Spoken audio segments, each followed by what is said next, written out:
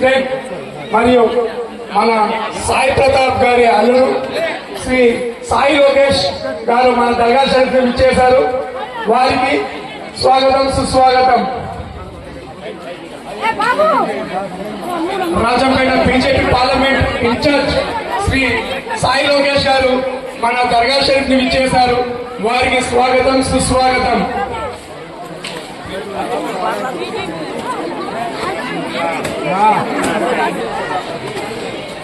అస్సలాము అలైకుం.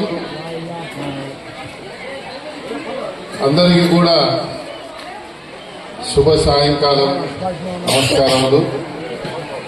ముందుగా హజరత్ కాదర్ వలీ గారి యొక్క ఉర్స్ కార్యక్రమానికి నన్ను ఆహ్వానించి నాకు ఈ సువర్ణ అవకాశం కల్పించిన కమిటీ సభ్యుడు, యువకుడు, ఈ ప్రాంతానికి మీకు అందరికీ సుపరిచితుడు అశ్వాక్ గారికి నేను హృదయపూర్వకంగా ధన్యవాదాలు తెలియజేస్తున్నాను.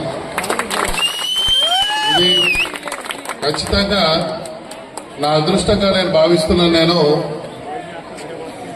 ఇంత మహిమ కలిగిన చోటికి నన్ను ఇక్కడ ఆహ్వానించి ఆ స్వామి యొక్క ఆశీస్సులు తీసుకునేదానికి వారు ఏదైతే అవకాశం కల్పించారో దానికి వారి కృతజ్ఞత తెలియకూడదు, నేను వారికి కృతజ్ఞతలు తెలియజేయాలి అనేసి ఈ సందర్భంలో తెలియజేస్తున్నాను. మరి ఇప్పుడే నాతో పాటు నా సహచరుడు మాజీ జెడ్పీటీసీ అయిన షబీర్ అహ్మద్ గారు వారు ఒక మాట చెప్పారు. వారు ఏ విధంగా మన దేశంలో గౌరవ ప్రధానమంత్రి వర్యులు అభివృద్ధి కానీ సంక్షేమం కానీ కుల మతాలకు అతీతంగా వారు ఏదైతే అందిస్తున్నారో ఆ యొక్క ఫలాలు ఏవైతున్నాయో ప్రతి ఒక్క భారతదేశ పౌరుడిగా మీరు బాగా గమనించాల్సిన విషయం ఏంటంటే, నేను భారతదేశ పౌరుడిగా అనేసి మళ్ళీ ఇంకొకసారి దానిపై నేను నొక్కి చెప్తున్నాను. ప్రతి భారతదేశ పౌరుడికి కుల మతాలకు అతీతంగా వారికి అందించాల్సిన బాధ్యత మాపై ఉన్నది. ఈరోజు ఈ రాజంపేట గత కొన్ని సంవత్సరాలుగా తీసుకుంటే కొంత అభివృద్ధి విషయంలో వెనుకబడిన విషయం అనేది మన రాష్ట్రంలో ఇతర ప్రాంతాలు పోల్చుకుంటే అన్న విషయం మనకందరూ కూడా గమనిస్తూనే ఉన్నాం.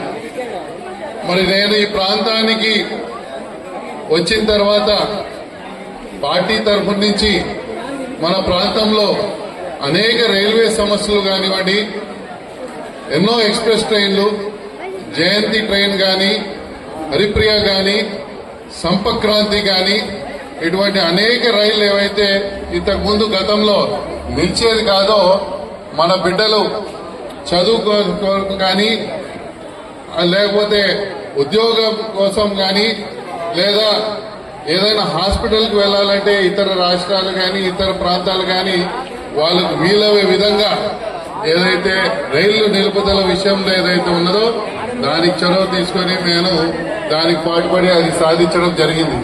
అదే కాకుండా మనం అందరూ కూడా తరచూ ఇక్కడి నుంచి తిరుపతి వెళ్లే రహదారి ఏదైతే ఉన్నదో గత కొన్ని నెలల నుంచి గుంతలమయమై ఉంటే దాన్ని మేము మా కేంద్ర మంత్రివర్యులు నితిన్ గడ్కరీ గారి దగ్గర తీసుకువెళ్లి తక్షణమే 100 కోట్ల రూపాయలు శాంక్షన్ చేయించి ఇప్పుడు పుల్లంపేట నుంచి మొన్ననే ఒక వారం రోజుల క్రితం మేము ప్రారంభోత్సవం చేశాము. ఇప్పుడు మీరు వెళ్లి చూస్తే పుల్లంపేట నుంచి ఒక కొత్త రోడ్డు ఏదైతే ఉన్నదో వారికి కూడా అది వేయడం జరుగుతుంది. మిత్రులారా, నేను మీకు అందరికీ కూడా తెలియజేసింది ఒకటే. ఈరోజు ఈ వార్డుకి వచ్చాము. గతంలో అశ్వాక్ వారి తండ్రి కలాం గారికి ఎంతో గొప్ప చరిత్ర ఉన్నది. మా పెద్దలు సాయి ప్రతాప్ గారితో పాటు వారు అనేక పర్యాయాలు వాళ్ళతో పాటు కలిసి వారికి కూడా కలిసి పనిచేసిన అవకాశాలు కూడా ఉండే, అప్పుడు దాఖలాలు కూడా ఉండే. మరి ఆ తర్వాత కలాం గారి గురించి మన ప్రాంతంలో ఎవరికి చెప్పాల్సిన పని లేదు. వారు ఏ విధంగా ప్రజాసేవకి అంకితమై ఈ ప్రాంత అభివృద్ధి ప్రజా సమస్యలపై వారు చూపించిన చొరవ కానివ్వండి, అవన్నీ కూడా మీకు తెలుసు. మరి వారి తర్వాత అదే దోవలో ఈ ప్రాంత అభివృద్ధి చేసేదానికి మీ ముందు ఒక యువకుడు అశ్వాక్ గారు వచ్చి మీకు నా ద్వారా వారు ఏదైనా మేలు చేయాలి అని ఒక తపనతో వారు నన్ను ఈ ప్రాంత